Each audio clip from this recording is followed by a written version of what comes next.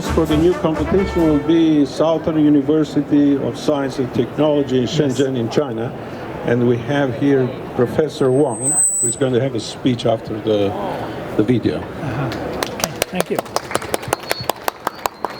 So we first play a video of the university to introduce the university.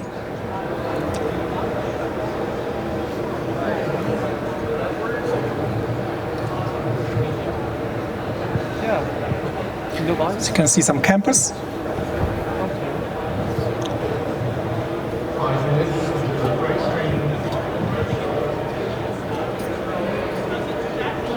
We are a very young university, but we are fast growing.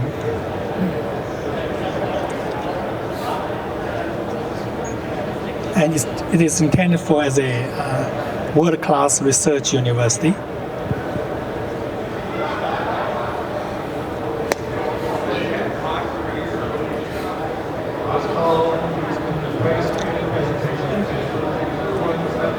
As you might know, that Shenzhen is a very innovative city with good GDP, but the education, the university education, has been lacking. But so that's what the city is investing at the moment to build a university such as us.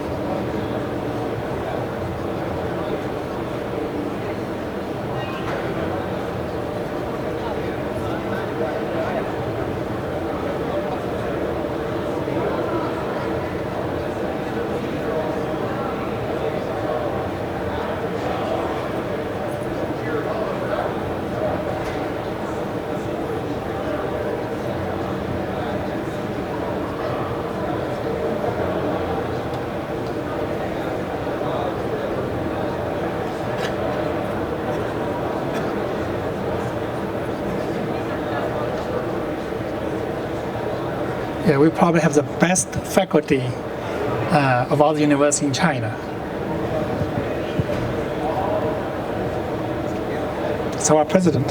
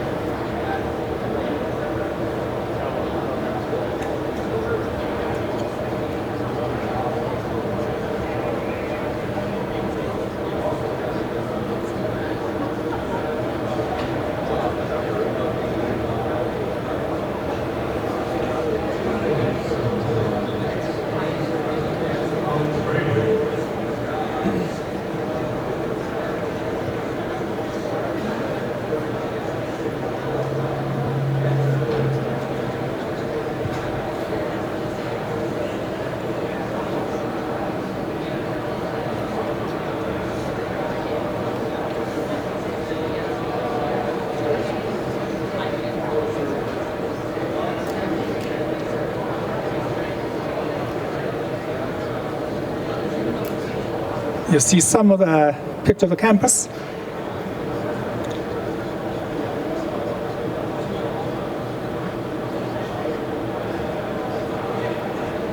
That's our supercomputer. We have 2 clusters.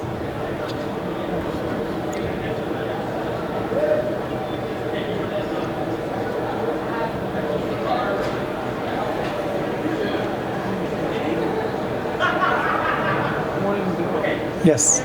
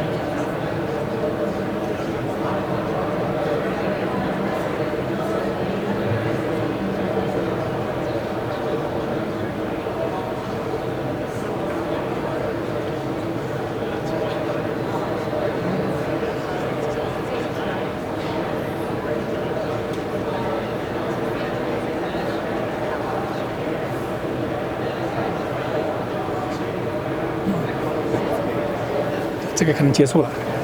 完了哈。对，然后把我的 slide 放出去。So I assume all of you know the city of Shenzhen, correct? Where it is? I just have a few slides to show you.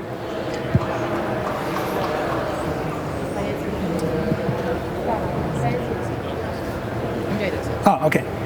So as the host of ASC 2020, I'm going to first say a few words about the place and the university, and then say a few words about our preparation for ASC 2020. Okay, so I guess I don't have to spend a lot of time to tell you where it is. You know where it is already. It is a great area with several big cities, including Hong Kong, Guangzhou, and so on, Zhuhai, and of course Shenzhen is known for technology innovation. And this big area we call Guangdong, Hong Kong, Macau, Great Bay Area. This year, as you know, the central government issued a policy to really further develop this Bay Area to be, comparable to Tokyo Bay Area, New York, Los Angeles, sort of similar order of magnitude.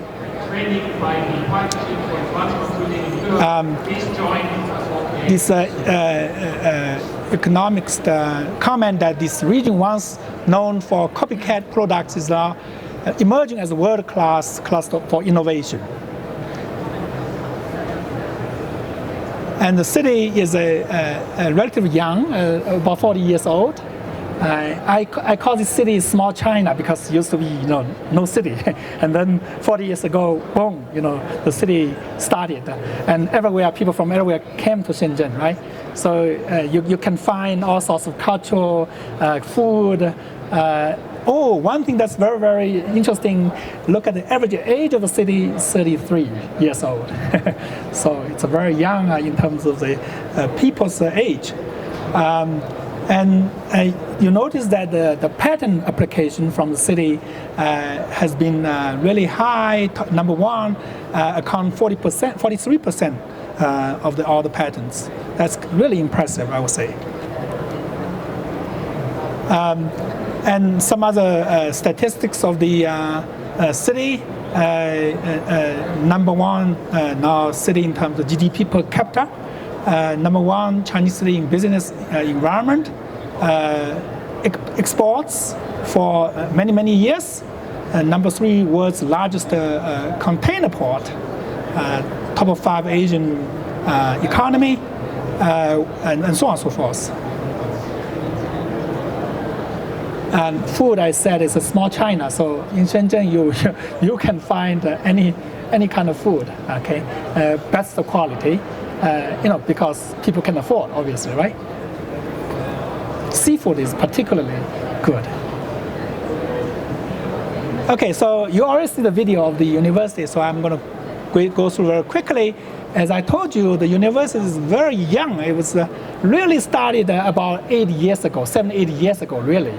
And was a like empty place, campus. And then we are, at the moment I'm speaking, we are finishing the second phase of construction, like maybe about 10, 20 buildings, half of them like student dormitory, and then College of Engineering building is going to be finishing up this end of the year. And you can see the university really developing really fast. Our president, you see the current president, Xi Jinping, you see the picture over here. His goal is to build the university as a Stanford of China. Okay, so as you know, this is very ambitious. But we have resources in terms of faculty. We have the best faculty. I may have the statistics a little bit afterwards. So you see the faculty. Why our faculty is so strong? Because we basically recruit faculty worldwide. In fact, majority of our faculty came back from outside China after many years of research and teaching experience, including myself. Okay, I went back a year ago, and so our faculty quality in terms of compared to other universities in China, probably number one. Our research productivity per per faculty member is certainly number one in China. And we, although we only 7-8 years old, we already enter the ranking very impressively. Some rankings said we are top 10 already inside China, and we also rank in the let me see if the Times higher education university already. I think it was in top 300 already. You can see the quality of research publication increase in terms of both number and both quantity and quality, as you can see. And research funding is grow exponentially.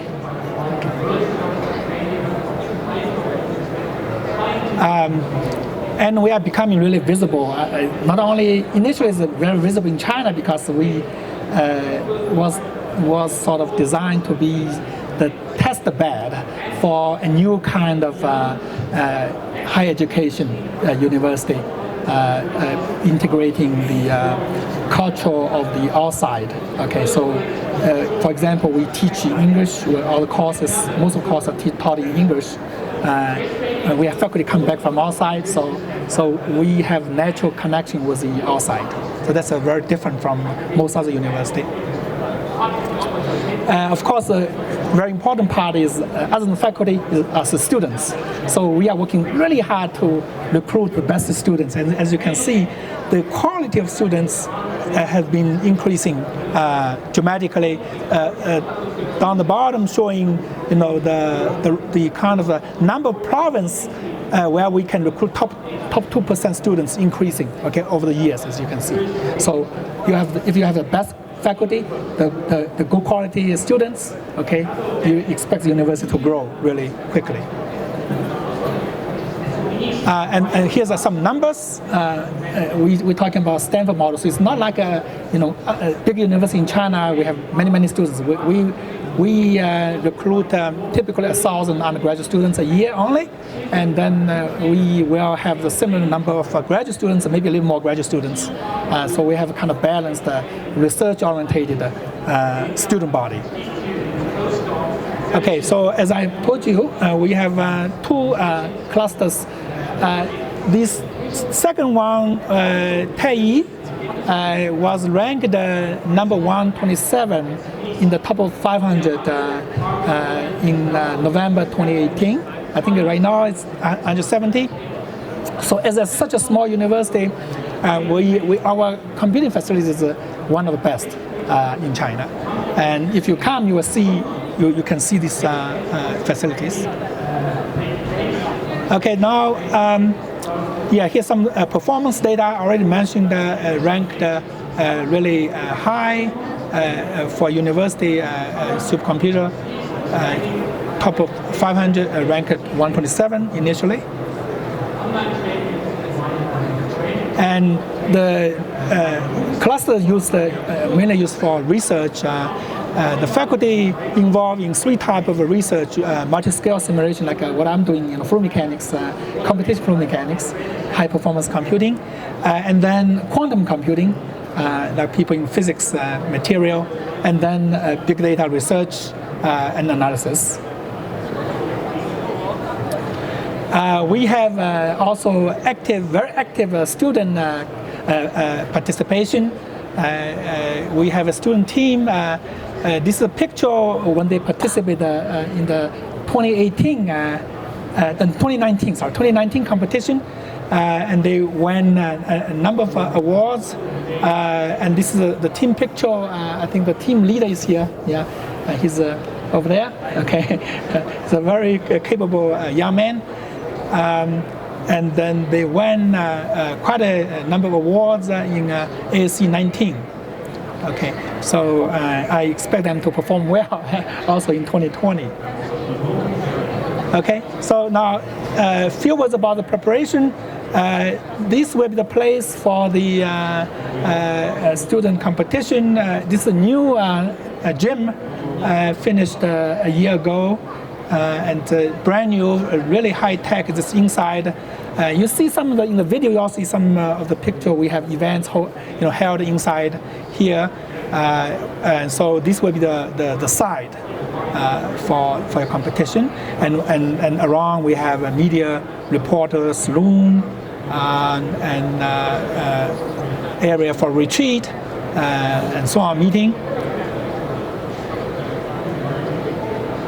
So, as a host, welcome all of you to ASC 2020 and welcome to Shenzhen, welcome to the University of Southern University of Science and Technology. Okay? Thank you. Thank you.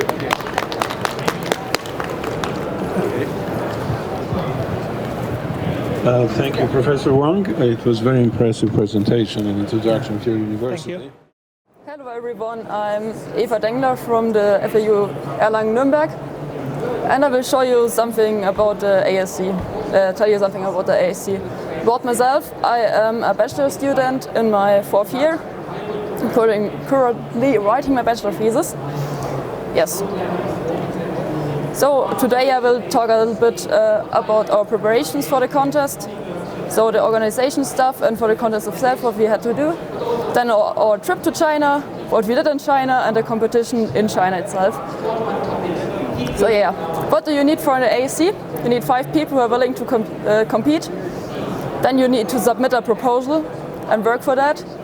And then you need to be one of the best 20 teams to be at the finals. And if you are one of the best 20 teams, then you need a way to find a way to get to China.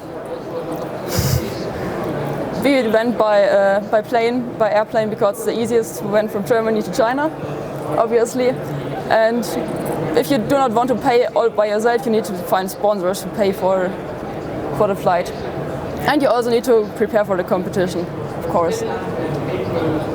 So for the preliminary contest, you need to build the applications on a cluster. We went to our university's cluster, and some applications were like we had SASN, which was a CPU-intense application, and we had Super Resolution, which is for GPUs.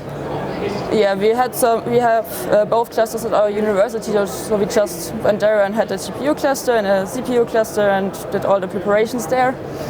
Then you need to run all the problem sets you were given and write why you are the best team, why did you do everything well, and how did you optimize the stuff. Yeah, and then you need to write a paper, not really a paper, but you need to write 20 sheets and submit that. Then for the final contest, you have to decide what do we want for hardware, because you have to decide how many CPUs, how many GPUs, what servers do we need. It's quite convenient because the ASC sponsors you some nodes, and then you only have to bring the GPUs with you if you want to use more. And then you need to think about how to boot up the system, because you get the nodes at the ASC itself. So we went for a netboot for all the nodes, so we just have to plug in one SSD and then everything works. Yeah, then you have to test the setup and do further optimizations on the applications. Yeah, then we were on our way to China. We had 13 hours by plane. It's a really long time, and yeah. At the airport there were some people from the ASC with a sign, and they took us in their car and brought us to the hostel. And yeah, we were all really tired because we have 8 hours difference between Germany and China, and all went to bed. Yeah, in China we have to get in touch with the university and the city itself. So because no one of us can speak Chinese, we had a student volunteer who supported us. Here's a picture of all of us at a hot pot. Yeah, the food in China is a little bit different from German. So it was the first time I had hot pot, and no one of us could read the card, so she just ordered for us and we were all eating. Really funny. Yes. Then we had to set up the competition itself, our system and stuff like that. So here's our team at the booth and doing the setup, and we're having an interview and we're filmed by the guy over there. Yeah, we had some problems doing the setup. Oh, he won't recognize me, but it's okay. Yeah, we had some problems, but we fixed them all, I guess. And then we changed the setup, so we planned to go for 12 nodes, but 12 nodes were too much, so we just had 8 nodes and 4 GPUs. Yeah, the competition itself, you get there for 3 days. At 8 a.m. you start, and at 6 p.m. you're done. And all time in between you're working and working and working and fixing problems and building the mystery application. Yeah, you've seen this picture before, I guess. It was on the previous slide. Yeah, we also did a lot of networking there. We have the group competition where 4 teams get together to a group and then have to do the best score for all of them. So you combine the scores of all, and the best teams, the best group of 4 teams wins. And yeah, we won the group competition because we had 4 really good teams to help us. And yeah, you connect to many other people. So this is a photo of the Estonian team. We met there, and we also met them here, and I guess it's a little bit of friendship between us. Yeah, and then after competition, there's the award ceremony. This is our team at the award ceremony. We are all really happy there because it's over, and it was really stressful all the days before that. Yes, that was my short presentation. Do you have any questions? No? Then thank you. Thank you. So our next speaker is Dan Olds. Dan is the historian of student supercomputer competition during the years, including ASC. He's been doing that for since 2012. Actually, he has a website for this, so you can look at that, but he's going to tell you more. Please, Dan. Thank you. Whoa, that was the worst one yet. Sorry about that. I hope your hearing comes back sometime in the future. Yeah, and I am right in the way of my slides. Here we go. This is the sweet spot. This is the place to be. I'm Dan Olds. I think I've seen most of you around because I've been around. I'm an old man. New site, studentclustercomp.com, where we are covering everything student cluster competition related. You'll also see it showing up in Inside HPC at HPC Wire. Oops. Gonna go back. Defined. You guys know what a student cluster competition is, right? Yes. 3,000 watts, build as much as you want, but you can't use more than 3,000 watts. LINPACK, HPCG, real science, real work, and the fastest and most accurate system wins. So the SC competition, which we are here right now, it's held annually in the US, began in 2007 with 5 teams, only 5 teams, and it struggled for the first couple of years. ISC competition started in 2012 with 5 teams and is now up to 12 to 16. ASC competition, various Chinese cities, began in 2013 with 7 teams in Beijing, and now it's the largest competition in the world. They have more than 300 teams trying to get into this, which is incredible. And with only 20 teams get into the finals. Okay, that's the wrong button. Major competitions today, SC has grown quite a bit, 16 teams, as you know, and I can tell by some of the tired faces out there that it is a marathon. It is 46 hours straight. ISC competition, a little different. It's a bunch of sprints. You optimize a single application at a time. You get some rest. Your uncle, if you ever go to ASC20, Gilad Shaner, who started this competition, says students need to have some time to rest and enjoy Frankfurt. So you're typically done about 5 or 6, and you have to be back the next morning, but your time is your own. The ASC competition, 20 teams, modified sprint format that you work on a couple of applications a day. You don't have to go all night. You have plenty of time to get this stuff done. Premium for them is both time and system management plus application optimization. So it makes it a very well-rounded competition.